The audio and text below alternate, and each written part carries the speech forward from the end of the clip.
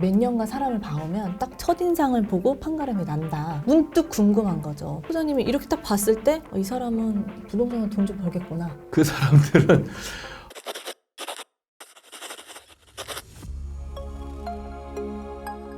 반갑습니다. 아파트 사이클 연구소 소장 이현철입니다. 배짱입니다. 반갑습니다. 네. 소장님 이전에 이 분양 현장에서 많은 사람들을 상담을 하셨잖아요. 네. 그래서 뭐 정말 이런 말이 있잖아요. 진짜 몇 년간 사람을 봐오면 딱 첫인상을 보고 판가름이 난다. 이런 얘기가 있잖아요. 네. 근데 문득 궁금한 거죠. 소장님이 이렇게 딱 봤을 때 이 사람은 부동산으로 돈 좀 벌겠구나. 네. 이 사람은 내가 아무리 해도 계획도 안 하고 돈이 수익을 보여줘도 돈을 못 벌 사람이다. 이런 게 있을지 좀 궁금하고 그럼 저는 어떨까? 이런 게 또 궁금하더라고요. 네. 사실 그 구별이 안 되는 사람도 있는데 구별이 명확히 되는 사람들이 대부분이에요. 그 구별이 된다는 말씀은 소장님이 뭔가 이런 특징? 공통점? 이런 게 있다는 건가요? 네. 제가 상담을 하고 그분들이 결과적으로도 돈을 벌고 그 다음에 무난하게 투자를 했던 사람들은 사실 우연히 번 사람들도 많아요. 예. 그러니까 부동산은 무조건 실패하고 막 이런 건 아닌데 그 우연히 번 사람들이 나중에 보면 이제 실패로 귀결이 되는 사람들이 있는데 그 사람들의 딱 구별되는 특징이 있어요. 그러면 이 돈을 잇는 사람들의 특징 네. 어떤 게 있을까요?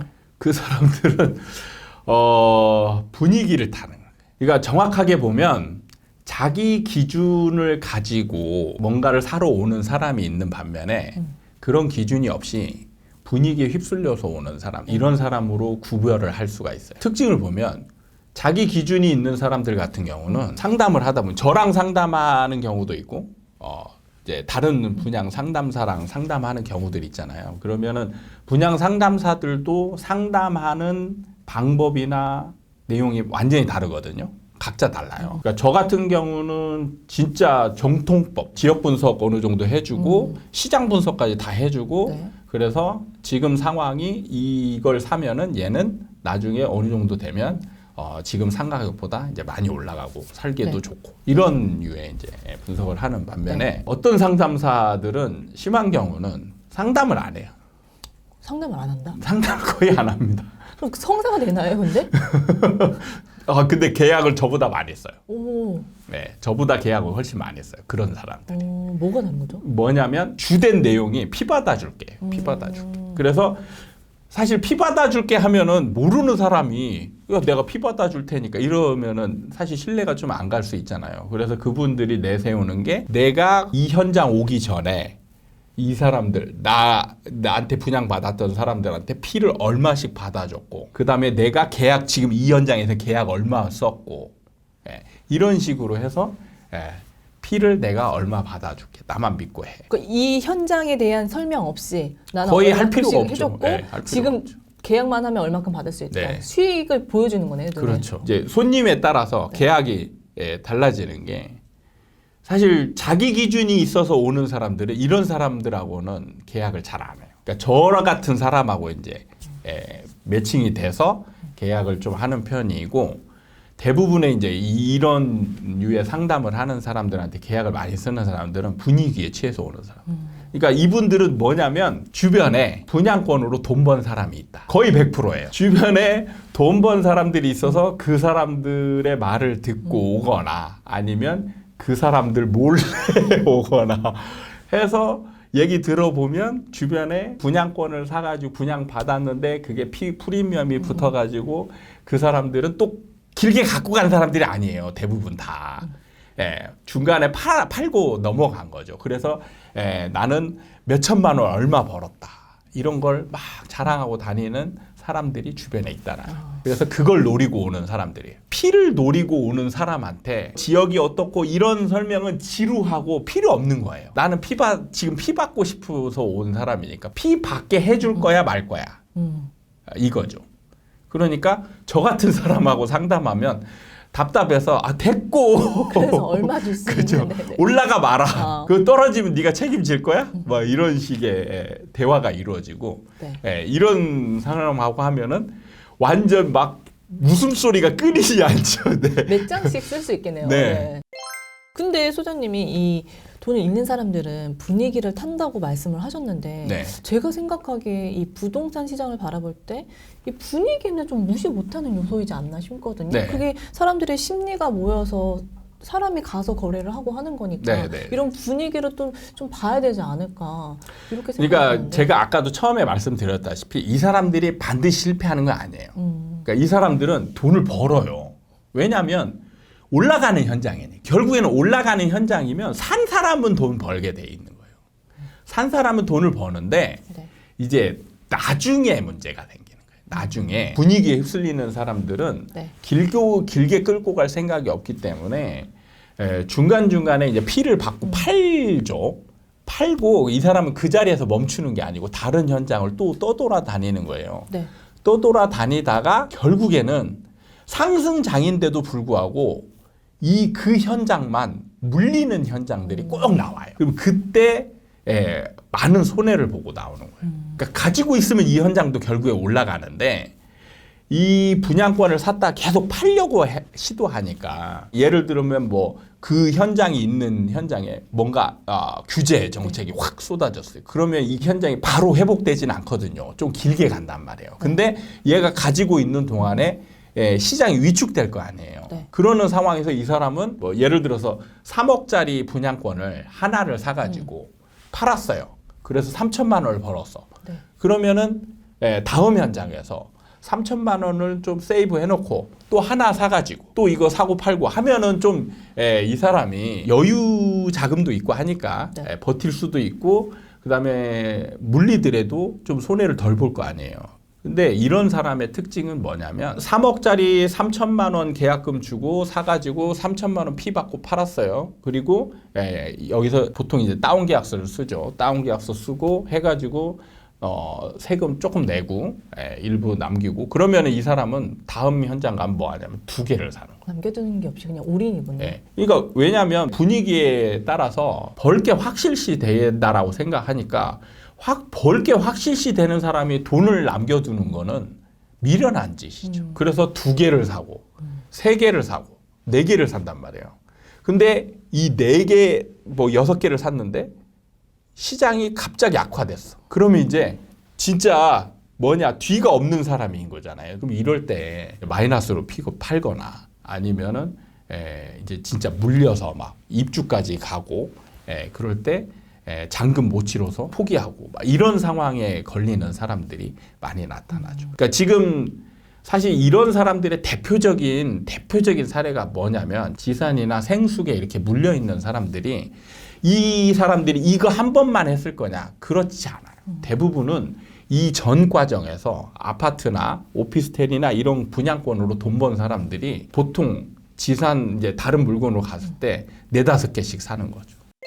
그럼 좀 반대로 얘기를 하면 이제 분위기를 타고 자기 기준이 없는 사람들은 돈을 잃는다 네. 말씀하셨는데 네. 그럼 보통 이렇게 돈을 버는 사람들은 어떤 그런 기준을 가지고 좀 이 시장을 임하는지 좀 궁금하거든요. 이분들 같은 경우는 제가 볼 때 정확한 이론을 갖고 있지는 않아요. 네. 제가 상담을 해보면 근데 경험에 의한 이런 것들이 어떻게 보면 이론가들 그러니까 어설픈 전문가들보다 더 확실한 시장을 읽는 감을 가지고 있어요. 그래서 이분들은 진짜 사이클 투자에 최적화되어 있어요. 그러니까 많이 올랐으면 이때쯤이면 좀 팔아야 돼 라는 감을 가지고 있고 좀 많이 떨어졌다 싶으면은 이때쯤 사야 되는 거야. 네가 얘기 안 해도 사실 설명할 필요 없어. 내가 알고 왔어. 나는 살 거야. 그러니까 이미 마음을 먹고 온 거네요. 거의 별다른 맞아요. 설명 없이도 나는 이 정도면 사도 돼라는 마인드로 왔기 때문에 별다른 그런 것도 없는 그렇죠. 그러니까 상담사 입장에서는 사실 이런 사람이 오면 고맙겠네요. 그냥 얻어 걸린 사람처럼 되기도 해요. 근데 이제 그 준비가 안 되어 있으면 이런 사람 또 계약시키기 어려워요. 왜냐하면 이런 사람은 자기 기준이 확실하잖아요. 네. 그런데 상담을 하다 보면 오히려 어설퍼. 그러면 이런 사람하고 계약을 안 하고 그냥 가요. 가서 다른 루트를 통해서 와가지고 계약을 하거나 이렇게 되는 거예요. 그나마 그래도 중간에 리스크들이 있으니까 그러면은 이 사람하고 계약했을 때 그 과정을 어느 정도 같이 공유하고 책임져 줄 사람이 필요한 거죠. 그랬을 때 사기성이 농후한 사람은 이런 사람은 언제든지 치고 그냥 빠지는 거죠. 근데 정상적인 상담을 하고 이런 사람들은 같이 갈 사람이라는 걸 어느 정도 알기 때문에 접근하기에 다른 게 방금 전에 말씀하셨던 그 돈을 잃는 사람들은 내가 볼 수 있는 수익에 좀 포커스를 뒀다면 이렇게 경험에 의한 감으로 오시는 분들은 수익보다 만약에 리스크가 생겼을 때 어떻게 대비할 것이냐, 잘 대비해 줄 수 있는 사람이냐, 그러니까 리스크를 먼저 보고서 오는 사람들이 많다는 거네요. 그러니까 뭐냐면 부동산 투자를 하다 보면 오르는 장에서도 내가 가진 물건이 중간에 출렁일 때가 있어요. 하락할 때가 있어요. 그런 상황을 견딜 수 있어야 되거든요. 네. 그럴 때 자기만의 힘으로 못 가는 경우들도 있고 그래서 주변에 이렇게 좀 도와주는 사람들, 그다음에 기댈 수 있는 사람들 이런 사람이 있으면 네. 좋다라는 걸 경험적으로 알고 있는 거예요. 그래서 이런 사람들은 리스크가 있다라는 걸 어느 정도 알고 있는 거예요. 그러니까 경험이 풍부한 사람인 거예요. 경험을 통해서 해보니까 내가 이런저런 실수도 해보고 투자 실패도 해보고 성공도 해보니까 이런 거를 너무 욕심을 부리면 안 되고 리스크를 관리하는 게 정말 중요하구나라는 걸 아는 거예요. 첫 번째는 이 경험에 의한 감으로 이 돈을 버는 사람이 있는 특징이 하나 있다고 하셨는데 경험이 없는 사람들은 그러면 돈을 벌지 못하는 거냐? 다른 좀 이렇게 돈을 버는 사람 특징이 있다더라. 이렇게 제가 볼 때는 부동산은 경험이 없으면요 돈을 벌기가 쉽지 않아요. 네.